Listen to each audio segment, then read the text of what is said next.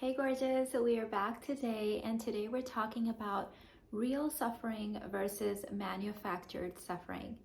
So you've heard me talk about this concept before of human beings being addicted to suffering.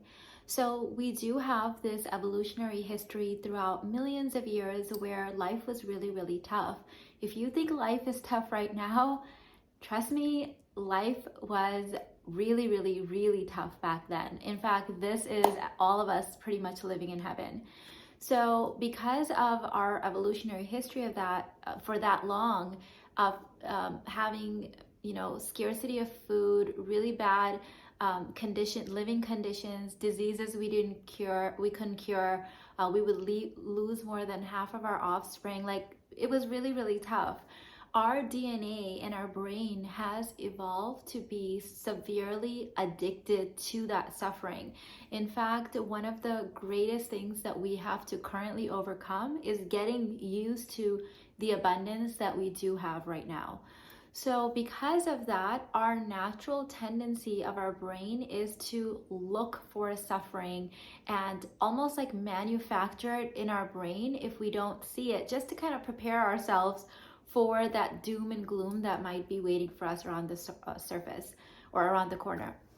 So, as you do your inner work and you become a conscious person, one of the things that you need to learn to tell the difference between is real suffering versus manufactured suffering. Real suffering obviously is real life things, and I call them like the evolutionary things. So, losing a loved one, God forbid, or having a loved one or ourselves fall ill or have some kind of a health condition is real life suffering. Losing a job and not being sure how we're going to pay our bills or how we're going to put food on the table. So to me, evolutionary things like, grief, losing a loved one, health problems, like real scarcity, not like, I have 6 months of emergency fund in my bank account, but I'm still like manufacturing suffering. But like, I don't know how I can pay for the next meal is real suffering, right? So these are things that, in our life, a lot of us will at some point in some way, shape or form, deal with. And those can be really, really scary things for us as humans, as Homo sapiens. So of course, I consider those real life suffering. Manufactured suffering is when you're sitting around thinking of bad things happening. So, for example, thinking that you might lose a loved one and then making yourself feel sad because of that is manufactured suffering. You haven't lost a loved one, you're thinking about losing a loved one. You're manufacturing that emotional state of feeling sad. Thinking about losing your job and then therefore not being able to pay your bills is manufactured suffering. Thinking that your best friend's mad at you and because of that she's going to tell all your other friends that you're a bad person and now you have to prove yourself to them. Are you getting the drift here? So a lot of our thinking and projecting out negative scenarios is manufactured suffering.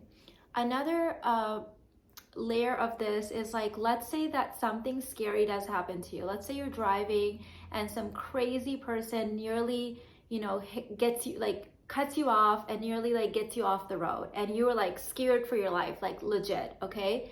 You have a moment of like real panic and suffering. Whew, okay? That was a close call. Now it happened, it's over, and you realize that was scary, but you are okay. After that, if you keep that feeling lingering, you have to call, 20 people and tell them about it. You post about it on Facebook. You Instagram a whole post about it. You post about it on forums. And 3 months later, you're still talking about your near-death experience. That's manufactured suffering because that thing maybe lasted a minute, 2 minutes, Maybe you being worried and concerned about your life lasted 5 minutes, 10 minutes, but now you're using that scenario and prolonging it to get that high of manufactured suffering. You've heard me talk about this before, that emotions are highly addictive.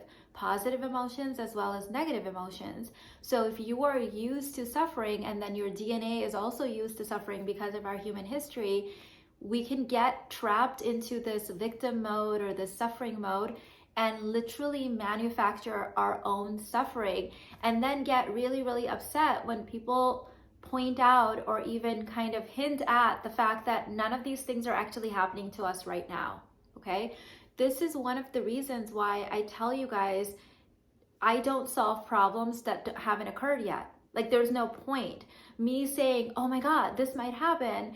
Oh, let me this might happen. So let me go solve this problem right now or figure it out, is ridiculous, because I'm manufacturing a problem and then manufacturing a solution to something that actually hasn't occurred yet. My husband calls this tampering. Okay, like tampering with your life. Like, everything's good right now, nothing actually bad has happened, but you're like manufacturing all of this stuff in your brain and then tampering with it. Okay, so on some on some plane, we all do this in different areas of our life, and as we do it in our work and we become conscious and aware human beings, this is one of the areas that we definitely need to work on. You are going to be such a happier, more grounded individual, manifesting on a whole different level, if this is something you can learn to overcome. And I'm not saying it's easy, because like I said, yes, we are sort of wired to work this way. The people that sat around saying, oh, don't worry about food, it'll show up, those ancestors of ours didn't make it. They're not even our ancestors. Like, they died, right? The ones that were like constantly worried and thinking about, how they're going to come up with food and what they're going to do, were more likely to survive. And because of that, we do have that genetic history of worrying and trying to come up with solutions of things that are actually not problems. But we live in a fairly safe world now. I'm comparing to our ancestors. We live in a lot safer world now than any of our ancestors did. And the world is always getting safer. So because of this, I know if you compare it to years, you might say, well, the world is not as safe as it was 2 years ago. But when you compare it generation after generation after generation, it is getting safer. And food is easier to get now. We can manufacture food, right? Like, we don't really have a lot of those same levels of scarcity that our ancestors did. And so it is our job now as modern day Homo sapiens to overcome this brain sort of wiring that we have to constantly worry and manufacture suffering and stay addicted to it. Okay?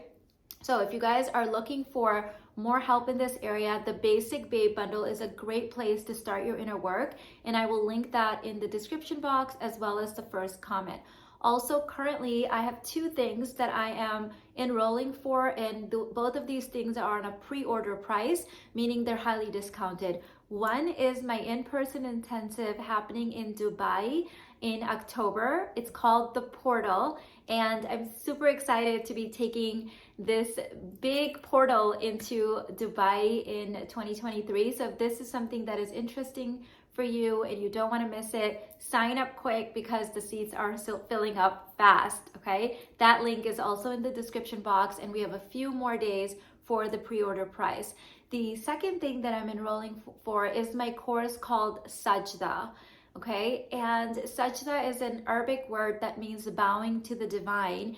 And in this course, it is a religious free course. So I'm not teaching religion in here. I'm teaching deep embodiment and spirituality and practices that will help you overcome that animal nature that we all do have and start living in divine alignment, meaning strengthening your relationship with the divine so that you actually become a reciprocal to God. So it's not just that we're worshiping God and we have this one-way relationship. It's actually a divine union between you and the divine, and that is what will be working on in Sajda. So Sajda is a 6-lesson course, but it's 6 live lessons. I keep saying 6 weeks, but we're actually going to do it over 3 weeks. So there will be 2 live lessons a week for 3 weeks.